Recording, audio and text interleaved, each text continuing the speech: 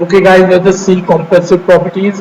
ASTM D695, ISO 7-1, 75-1 and 75-2. Compressive property describe the behavior of a material when it is subjected to a compressive load at a relatively low and uniform rate of loading. In spite of numerous applications of plastic products that are subjected to compressive loads, the compressive strength of plastic has limited design value. In practical application, the compressive loads are not always applied instantaneously. Therefore, the standard test results that fail to take into account the dependence of rigidity and strength of plastic on time cannot be used as a basis for designing a part. Because why it is not useful in designing? Because the standard test fail to take into account the dependence of rigidity and strength of plastic on time.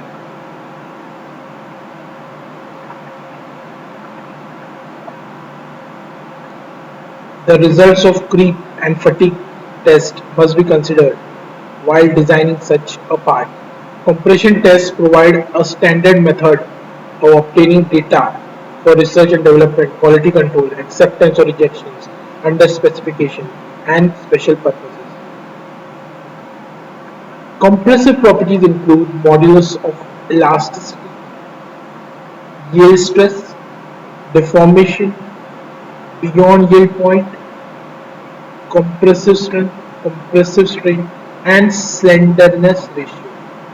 However, compressive strength and compressive modulus are the only two values most widely specified in design guides. In the case of a polymer that fails in compression by a shattering fracture, the compressive strength has a definite value. So ऐसा polymer जो fracture ही हो जाता है because of compression, then that is the compressive strength has a definite value.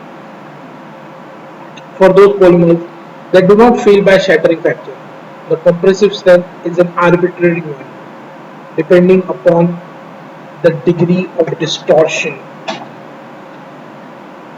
that is regarded as indicating complete failure of material. Okay, so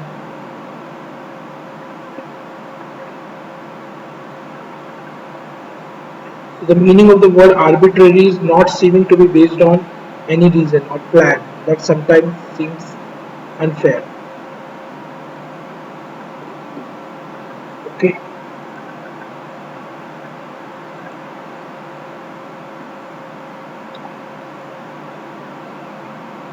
sometimes the sometimes material suppliers report compressive stress at 1 or 10% deformation of its original height. Some polymers may also continue to deform in compression until a flat disk is produced. Compressive stress continues to rise without any well-defined fracture occurring. Compressive strength has no real meaning in such cases.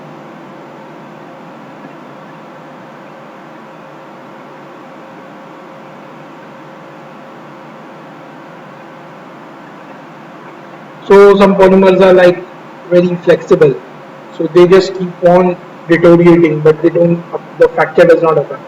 So in such a case, compressive strength has no real meaning in such cases. Okay. Now apparatus. The universal testing machine UTM used for tensile and flexural testing can also be used for testing compressive strength of various materials. The machine requirement has been described in detail in the section of tensile testing. A deflectometer or a compressometer is used to measure any change in distance between the two fixed points on the test specimen at any time during the test.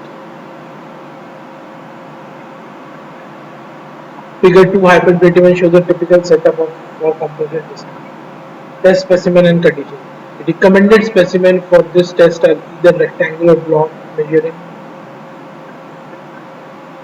or cylinders in diameter and 1 inch long. So specimens are either rectangular blocks, okay, having length half breadth half and 1 inch in thickness, or cylinders half inch in diameter and 1 inch long. Okay. Specimen may be prepared by machining or molding. The test specimen are conditioned in accordance with procedure A of ASTM method D618. Procedure: the specimen is placed between the surfaces of the compression tool, making sure that the end of the specimen are parallel with the surface of the compression tool, like this, parallel to the surface of the compression tool. End of the specimen are parallel with the surface of the compression tool. The test is commenced by lowering the movable crosshead at a specified speed over the specimen. So this movable piston will compress this cylindrical shape specimen. The maximum load carried by the specimen during the test is recorded.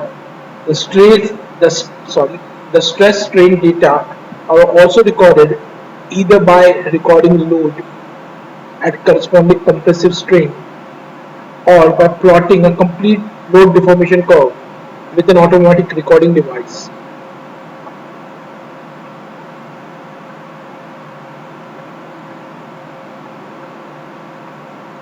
Compressive strength is calculated by dividing the maximum compressive load carried by the specimen during the test by the original minimum cross-sectional area of the specimen. The result is expressed in pounds per square inch. Modulus of elasticity or compressive modulus, like tensile and fractional modulus, is also represented by the slope of the initial straight line quotient of the stress strain curve and is calculated by dividing the change in stress by the corresponding change in strain. Y2 minus x1, y2 minus y1 upon s2 minus x1. You know, the complete procedure to calculate compressive modulus is described in section 2.21 example. So this is all regarding compressive properties. I hope you understand.